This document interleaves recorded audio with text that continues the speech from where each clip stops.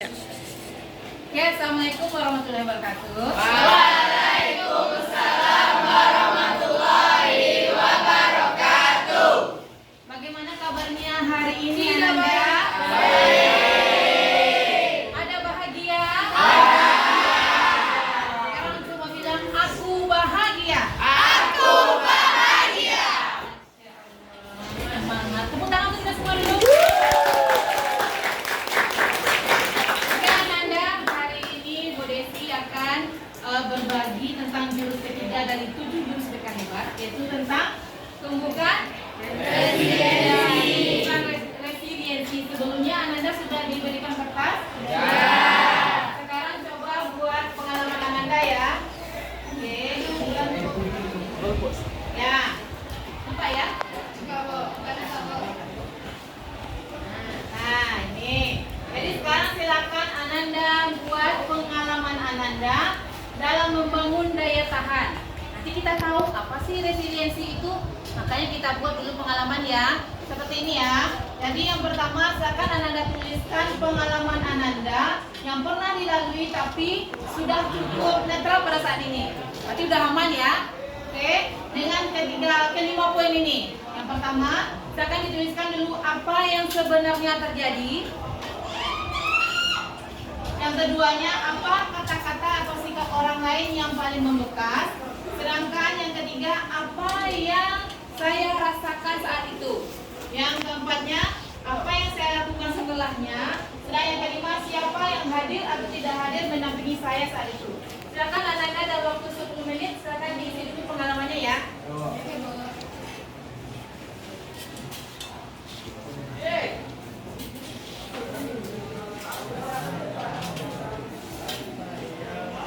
Pengalaman pribadi ya.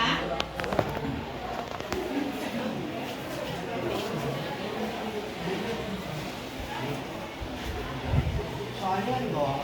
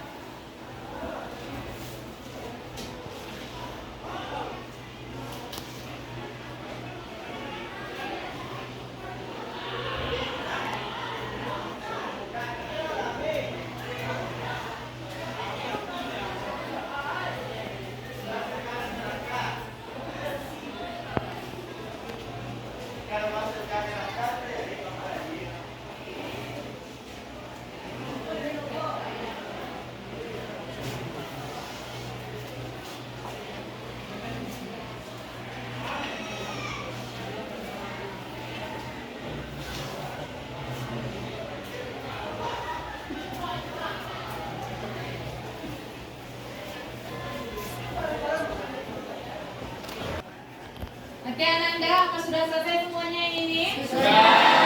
Oke ya, tentu Ananda penasaran ya, siapa sih temannya sudah berhasil untuk melewati permasalahannya dan sekarang sudah bebas saja. Ibu mau ada yang bersedia untuk membacakan pengalamannya? Silakan angkat tangan. Iya, Bu. Oke, silakan. Siapa namanya? Hilal, Bu. Ya, silakan Hilal. Kondisi yang terjadi adalah Ibu perhatikan ya. kehilangan seorang kakek. Terus kata-kata yang membekas atau perilaku adalah diperoleh oleh nenek itu sendiri. Terus perasaan yang dirasakan pada kondisi itu adalah sangat terpukul, Bu. Terus langkah yang diambil untuk bangkit adalah mendengarkan berbagai musik jazz. Terus kalau orang yang tidak hadir atau hadir, Bu. Oke, terima kasih, tepuk tangan Hilal. Luar biasa ya, yang namanya kehilangan semua orang pasti nggak sanggup. Apalagi yang meninggal itu siapapun nggak akan pernah siap untuk itu. Ya. Jadi ya, karena sekarang teman kita sudah berhasil walaupun masih berduka, tentu ya masih ada kan, cuma dia sudah bisa memposisikan dirinya untuk netral saat ini. Oke, sekarang kita perlu masing-masing kan sudah membuat tadi permasalahan pengalamannya ya. Sekarang kita mau refleksinya lagi ya. Oke, yang pertama, apa dampak pengalaman itu terhadap terhadap diri Ananda saat itu dan setelahnya. Oke, siapa mau jawab yang ini? Oke, silakan. Assalamualaikum warahmatullahi wabarakatuh.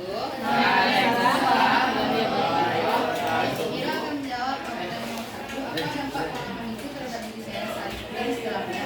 Dampaknya yang pertama yaitu Mira lebih mengenal diri Mira sendiri, Mira lebih aktif dan Mira mengetahui bahwa Mira memiliki potensi yang selama ini tidak disadari sebelumnya. Dan Mira sadar bahwa pengalaman itu di saat itu Mira merasa kayak itu tuh sangat pengalaman yang tidak menyenangkan. Tapi setelah sadar, setelah tahu tentang diri sendiri, Mira menganggap pengalaman itu tuh merupakan suatu dorongan untuk diri Mira menjadi lebih baik ke depannya. Dan dampaknya untuk saat ini adalah Mira lebih mengenal diri sendiri, menjadi diri sendiri, dan menjadi jauh lebih baik dari sebelumnya. Luar biasa ya. Orang pasti punya masalahnya masing-masing. Sekarang bagaimana dia bisa melewatinya gitu ya. Sekarang yang kedua, apa kekuatan dalam diri Ananda yang membantu Ananda bertahan atau bangkit? Siapa yang mau menjawab yang ini? Ya, silakan Cinta. Izin menjawab Bu, pertanyaannya apa kekuatan dalam diri saya yang membuat saya tetap bertahan dan bangkit? Yaitu adalah semua motivasi dari keluarga Bu. Karena kata keluarga, semua ciptaan Allah itu akan kembali kepada Allah yang membuat saya tetap bertahan dan bangkit. Oke, bagus ya. Cinta luar biasa gitu ya, memang keluarga yang terbaik gitu ya. Selanjutnya, untuk yang ketiga, apa tindakan yang Ananda ambil untuk bangkit pada saat itu? Siapa yang menjawab? Ya, silakan. Oke, baik. Nahda, ya silakan. Oke, baik. Saya Nahda Ramadhani akan menjawab nomor 3. Apa tindakan yang saya ambil untuk bangkit? Tindakan yang saya ambil adalah mengevaluasi diri sendiri tentunya dan ceritakan ke nasihat, serta meyakinkan kepada teman saya bahwa yang mereka lakukan kepada saya itu tidak benar adanya dan mencoba melapangkan dada untuk memaafkan kesalahan yang mereka buat kepada saya. Oke, terima kasih. Tepuk tangan. Lokal ini luar biasa bersemangatnya. Yang terakhir Ibu mau untuk yang refleksi yang terakhir mengenai bagaimana pengalaman ini membantu Ananda dalam memandang harga diri dan kesehatan mental. Oke, siapa yang terakhir yang keempat? Oke, silakan. Siapa namanya? Nama saya Razak. Ya, Razak. Silakan Razak. Saya akan menjawab pertanyaan, bagaimana pengalaman ini membentuk saya dalam mendorong harga diri dan ketahanan mental. Dari pengalaman itu saya sadar bahwa saya sadar saya memiliki harga diri yang harus dijunjung tinggi karena saya tahu ada potensi dalam diri saya. Dan untuk ketahanan mental, pengalaman tersebut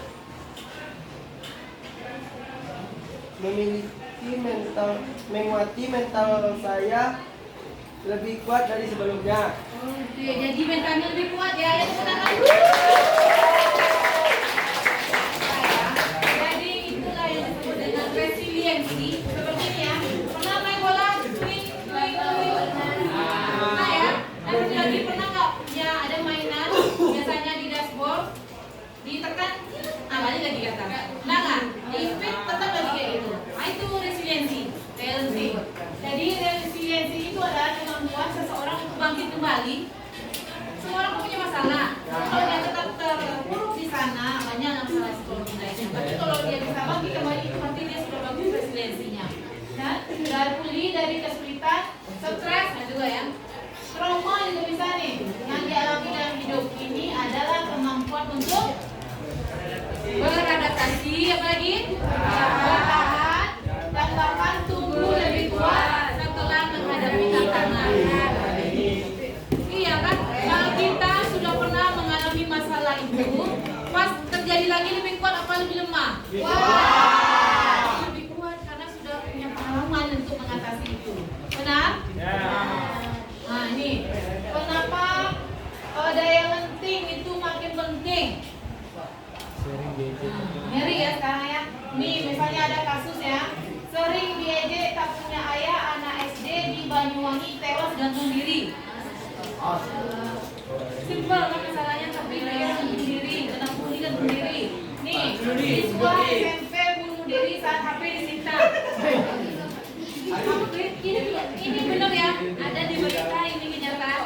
semakin rendahnya resiliensinya sekarang, maka itu banyak kejadian. Ini tak tahan dibully sebagai anak yatim siswa SD bunuh diri. Kasihan kan? Makanya kita, dan ini bisa juga terjadi sama siswa SMA kalau nggak kuat-kuat. Iya, kalau nggak punya resiliensi, daya tahannya, daya lentingnya, bisa juga itu terjadi sama siapapun. Bisa jadi Ananda. Makanya dari mulai sekarang kita harus latih bagaimana untuk menumbuhkan resiliensi. Iya. Nah, nih resiliensi diri. Ada emotional stability. Nah, banyak yang growth mindset dan positive profit. Jadi ya, kita akan bahas nanti mengenai growth mindset, bagaimana pikiran kita tuh bisa bertumbuh, bukan stuck, bukan tetap aja gitu. Oke? Nih, pola pikir bertumbuh tangguh sejak dalam pikiran. Ini kembar misalnya kan, A dan B. Kalau beda perlakuannya, kira-kira sama nggak dia bisa resiliensinya? Enggak ya, beda ya, karena dia dalam pikirannya beda juga, walaupun dia kembar, pikirannya kan beda. Tergantung bagaimana mindsetnya, bagaimana pikirannya, itu ya. Nah, nih ada fixed mindset sama growth mindset. Jadi yang akan kita buat itu adalah perilaku bertumbuh. Jadi growth mindset, contohnya kesuksesan. Kalau orang yang fixed mindset, yang berpikiran biasa dulu kan, jadi saya bisa sukses jika punya bakat. Itu mungkin Ananda ada nggak sekarang saat itu berpikir, saya nggak bisa sukses, nggak ada bakatnya situ, nggak bisa sukses. Itu contohnya seperti itu, pikiran fixed mindset berarti. Tapi kalau yang growth mindset, kalau berpikiran bertumbuh, saya apa? Bisa sukses dengan berusaha. Iya, walaupun EQ-nya tinggi 150, kalau dia nggak berusaha, nggak bisa sukses juga. Walaupun dia punya bakat sebanyak apapun, kalau dia nggak mau mengeluarkan bakatnya, mengembangkan juga nggak sukses juga. Tapi kalau orang biasa-biasa, dia mau berusaha, dia bisa sukses. Berarti pikiran kita harus dibawa ke sini, ke growth mindset. Ya, selanjutnya kegagalan. Nah, bagaimana orang fixed mindset beranggapan tentang kegagalan? Dia sudah gagal, yang menyerah. Udahlah, udah gagal, udahlah. Kalau tinggal kelas ya udahlah, kayak gitu kan. Tapi kalau dia yang berpikiran tunggu apa? Saya akan coba lagi. Saya akan coba lagi. Ada satu contoh masalah nggak? Kegagalannya apa? Pernah nggak yang bermasalah sebelumnya gagal gitu? Pernah ya. Semua orang pernah gagal. Ya, contohnya apa? Nilai PH rendah. Ya, kalau nilainya rendah, kalau fixed mindset apa katanya? Galah, katanya kan nilai udah rendah. Tapi kalau yang growth mindset, ini kamu PH dunia nanti nih, atau minggu depan gitu kan, ternyata nilainya rendah. Apa yang kamu lakukan?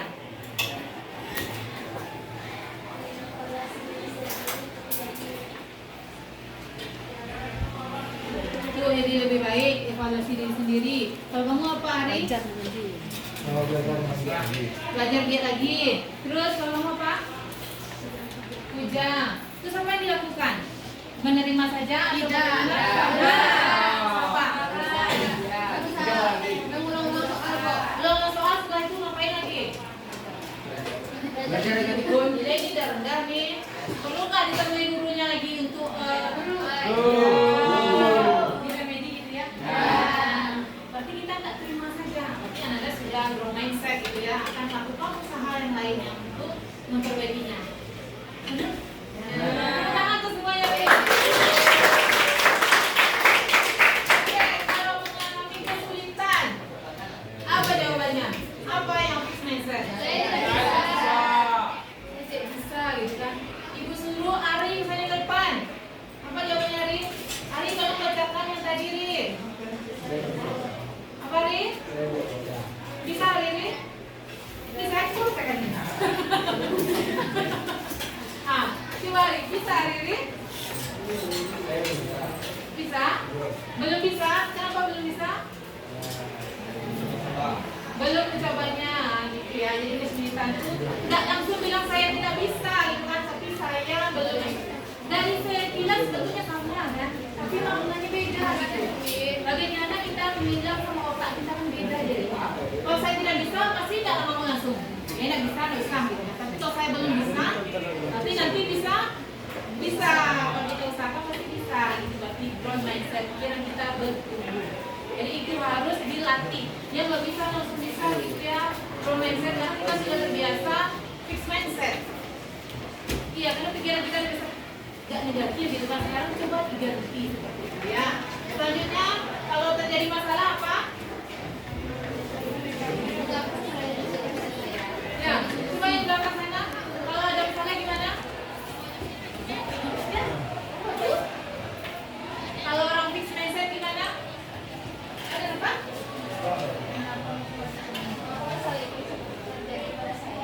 Ketemu masalah. Wah, juga ya Allah. Gitu kan. Kok terjadi sama saya ya Allah gitu kan. Banyak tugas kirain. Kalau itu mogok dulu gitu ya. Jadi nyalahin keadaan kayak gitu ya. Jadi masalah. Tapi kalau orang yang growth mindset apa? Apa? Dia mikirnya ke solusi. Tidak menyesali diri gitu ya rasanya. Jadi lebih ke solusi yang dipikirkan. Karena kalau cuma menyalahkan ya sampai di sana. Gitu ya. Yang rugi dia malah menjadi beban-beban. Pernah nggak lihat video misalnya pegang air atau apa ya? Kita pegang buku ini, gitu ya. Berat nggak nih? Kan ini salah ya. Berat nggak? Berat. Coba pegang. Berat nggak bukunya? Enggak kan? Enggak, Bu. Ini berat nggak? Enggak. Coba pegang 1 jam. Boleh. Coba pegang 1 hari. Gas. Pegang gitu ya. Kenapa dia bisa berat? Apa? Iya, lama banget kita pegang ini. Ini kan ringan. Coba pegang 1 jam udah mulai pegang. 1 hari kali berasa tangan denda gitu kan. Gitu ya. Jadi gitu juga masalah. Kalau masalah tidak dicari solusi gimana? Tambah berat jadinya. Tambah susah kita jadinya. Benar ya? Misalnya tidak disapu di sini. Hah? Nanai. Tidak disapu sih nada di sini nanai gitu kan. Ini dia mensa bisa besoknya gitu lagi kan. Besoknya lagi aja. Jadi banyak masalahnya. Coba diselesaikan langsung ditanya. Coba kayaknya seharusnya bagaimana?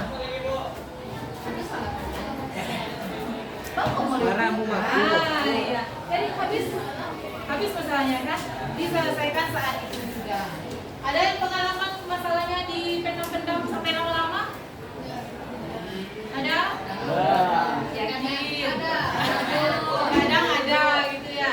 Jadi rasanya gimana kalau masalah lama-lama?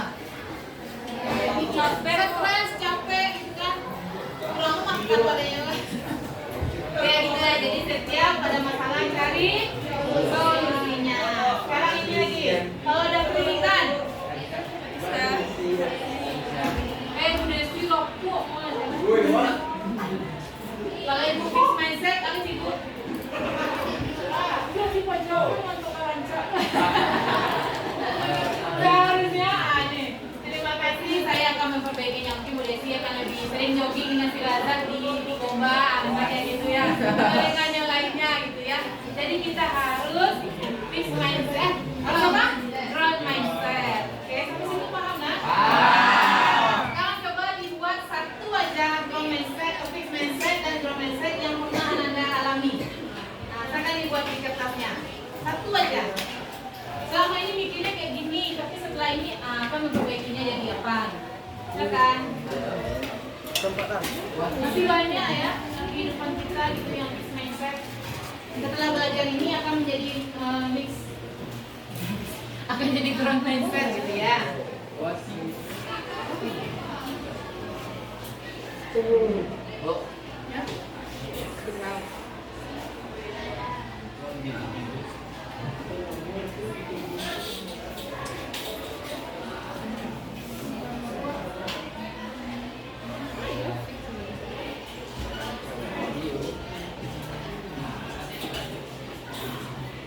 Ya. Yuk kita dengar satu pendapat temannya ya tentang dulu dia fixed mindset, tapi sekarang setelah belajar dia akan menjadi growth mindset. Kita dengar ya, siapa? Siapa yang mau? Oke, silakan. Baiklah, saya akan membacakan fix mindset saya dan growth mindset saya. Untuk fixnya, ketika saya mengalami kesulitan dan gagal, saya menganggapnya saya tidak akan bisa lagi untuk mencobanya dan tidak akan bisa lagi. Nah, untuk growth mindsetnya, karena saya berpikir setiap orang itu pasti punya kegagalannya, jadi saya mencoba untuk bangkit lebih baik dan terus mencoba lagi dan laginya walaupun ada kesulitannya, dan saya meyakinkan kepada diri saya bahwa saya itu bisa untuk melewati. Ternyata yang hebat ya ada di Ibu Desi, berharap semua juga bisa seperti itu. Amin. Oke, kita cek ini ya. Ini masuk fixed mindset atau growth mindset. Oke, yang pertama, saya percaya bahwa kecerdasan dasar saya adalah sesuatu yang tidak dapat saya ubah terlalu banyak. Betul? Ya. Wah, pintar semua nih kayaknya. Selanjutnya, yang kedua, ketika saya menghadapi tantangan, saya biasanya menyerah karena saya tidak merasa cukup. Ya. Saya percaya bahwa saya dapat meningkatkan kemampuan dan bakat saya jika saya berusaha. Ya. Lanjut, enggak drone nak. Oke. Yang mana lagi ya? Saya cenderung menghindari tantangan karena saya takut terlihat bodoh atau gagal.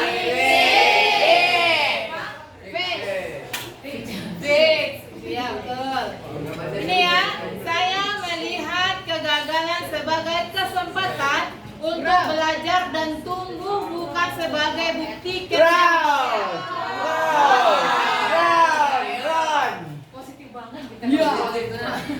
Terus, usaha dan kerja keras adalah kunci untuk mencapai kesuksesan dan mengembangkan kemampuan saya.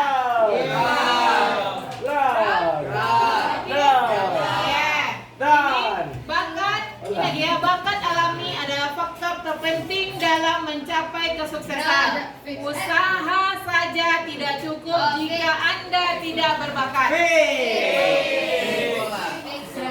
Bakat alami, bakat alami adalah faktor terpenting. Ini yang penting ya, bakat alami ya, dalam mencapai kesuksesan. Tapi usaha saja tidak cukup jika Anda tidak berbakat. Oke, untuk kita semua. Mana tuh? Biasanya kita kan sering muji gitu ya. Ternyata itu menghancurkan resiliensi. Mana? Ayo, ada ide. Kenapa bisa pujian itu menghancurkan resiliensi? Padahal kita biasanya kan suka muji gitu ya. Hebat. Nah, kamu hebat, kamu cantik. Ada pujian mencecek itu?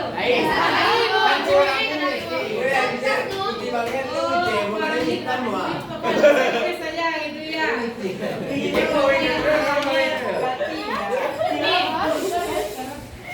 Yang kita butuhkan itu dukungan, bukan pujian. Nah, kenapa? Coba lihat contohnya di sini. Nah, ya, coba dilihat di sini. Kenapa pujian bisa menghancurkan resiliensi, sedang dukungan akan membuat resiliensi kita menjadi tambah kuat, daya lentingnya tambah kuat. Kenapa? Contohnya situ, global dan fokus pada orang. Kita fokus pada orang. Misalnya, ih kamu hebat Ari. Jadi hari ini gimana perasaannya? Senang dan Gembira. Ekspresi yang senang kamu semua. Jadi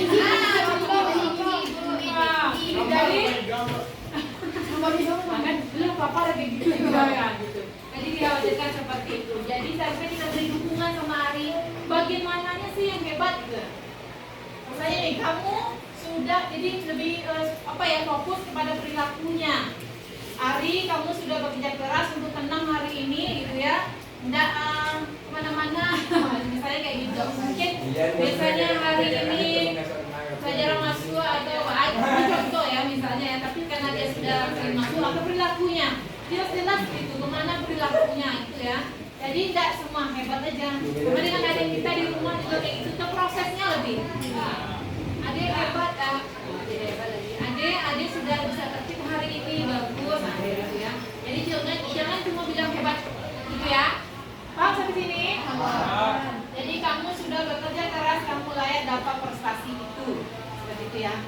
ini orang dewasa sebagai subjek. Seringkah orang tuanya bilang kayak gitu? Ibu bapak bangga padamu. Serius gak sering? Enggak, Bu. Ada enggak, Bu? Waduh, benar lalu. Pernah ya Allah. Aduh, ini Gak apa-apa, seharusnya orang tuanya gini ya. Seharusnya orang tuanya bilang kamu pasti bangga pada diri kamu. itu dari Bu. Kita juga bilang sama diri kita ya, karena yang mencintai, siapa yang pertama kali kita cintai? Allah. Dari mana? Setelah itu manusia siapa?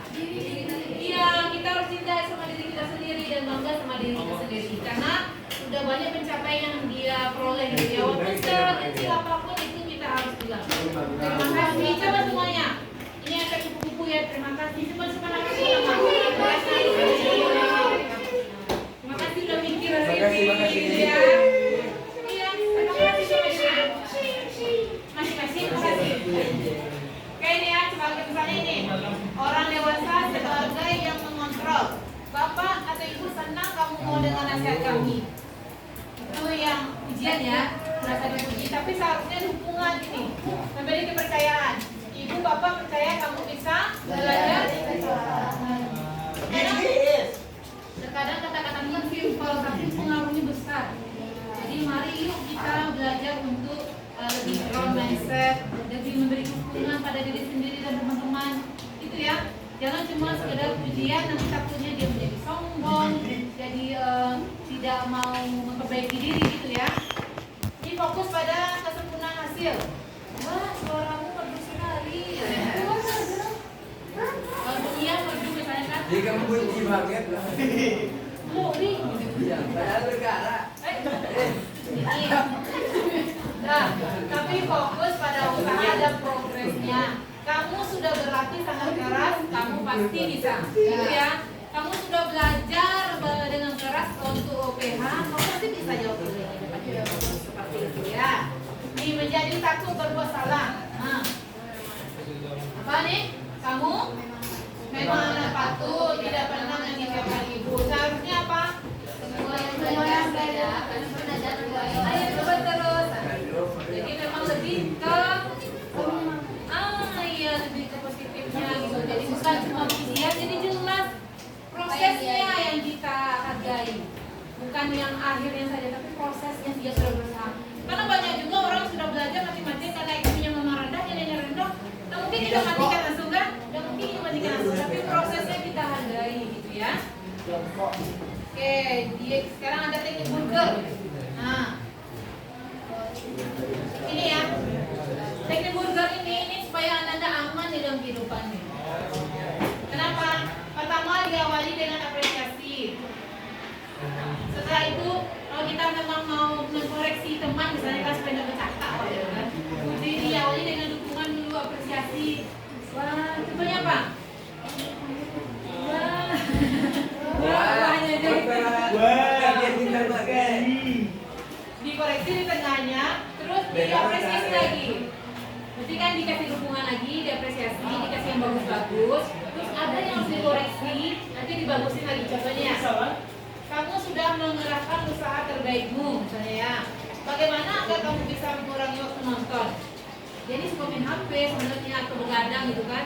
Kita mau itu yang dikurangi gitu kan. Tapi nyampainya tak langsung kayak, woi Ari, jangan HP taruh ya, nah mungkin kayak gitu kan. Jadi sampaikan dulu, nah Ari kamu sudah berusaha gitu kan. Cuma bagaimana bisa mengurangi, Ari aja kita gitu. Atau ya, bagaimana nonton dan mendedikasikan lebih banyak waktu untuk latihan, untuk belajar. Kurangi nonton, banyak belajar. Bu Desi pasti percaya Ari bisa, ya gitu ya. Jadi sama-sama gitu juga. Kalau ada yang mesti diperbaiki, bisa juga seperti itu. Oke, sekarang coba buat satu lagi. Apa yang bisa teknik burger? Kita kasih masalahnya ya. Kita kasih masalahnya misalnya merokok, ada yang merokok. Nah, coba buat apa kata-kata yang apa? Misalkan temannya ada merokok, misalnya. Ada temannya SMA merokok gitu. Apa yang pertama apa teknik burgernya yang bisa kita lakukan? Biasakan, jangan diaplikasikan atau mau kasus sendiri juga boleh. Atau tentang rokok ini juga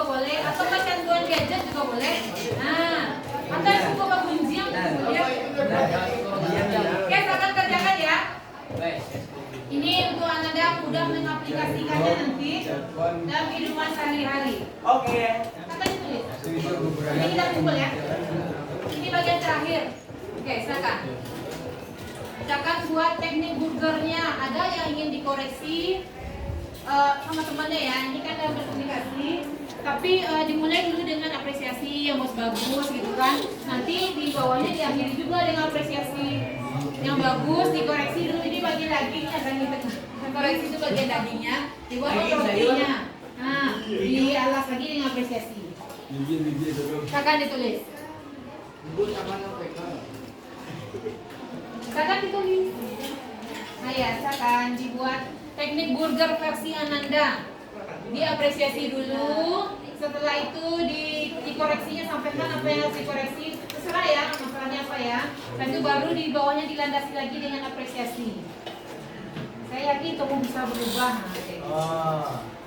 Saya yakin kamu bisa cari mana kamu bisa. Ya, silakan tulis. Bes. Oke. Satu aja ya, satu aja. Nanti bisa juga diaplikasikan ke masalah Ananda apapun nanti seperti itu. Ini tentang komunikasi gampang nih. Nanti ada satu orang yang bacakan ya. Farel. Siapa lagi nanti yang bacakan? Farel bu. Enggak bu. Selesai Ananda membuat teknik aplikasi teknik burgernya. Ya. Oke, sekarang kita mau dengarkan yang satu contoh ya dari teman Ananda yang membuat teknik burger. Siapa yang mau bersedia? Silakan. Oke, mau teknik burger ke temannya? Ya pak. Ya, silakan. Panggil temannya. Saya bangga kamu jadi pembalap Adel. Nanti langkah baiknya kamu. Nanti lah. Lebih serius ya kayak supaya nanti teknik burgernya bisa dipraktekkan gitu. Boleh ulangi lagi, boleh duduk, boleh berdiri, dua-duanya juga boleh. Masakan. Saya bangga kamu jadi pembalap Adel. Ya. Nanti langkah baiknya kamu balapan dia sini daripada kamu balapan liar. Apresiasi terakhirnya. Saya yakin kamu masih bisa ikut balapan sini dan menangkan podium satu. Hei. Amin, gitu ya.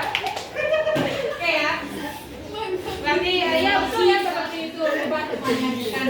Jadi kita menjadi teman yang positif yang bisa sama-sama menaikkan daya lentingnya, yang bisa berresiliensi. Oke Ananda? Oke bu. Paham? Ada pertanyaan lagi untuk hari ini?